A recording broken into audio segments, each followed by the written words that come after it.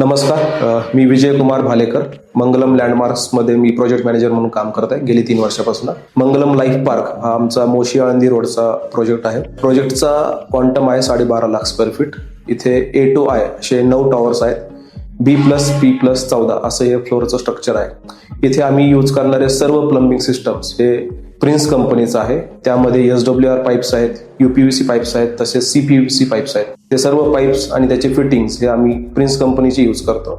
आतापर्यंतचा परफॉर्मन्स आणि सर्व सर्व्हिस अतिशय उत्कृष्ट आहे. त्यामुळेच आम्ही प्रिन्सला इतर सर्व प्रोजेक्टला आम्ही रेकमेंड केलं आणि ते यूज करतो आहोत.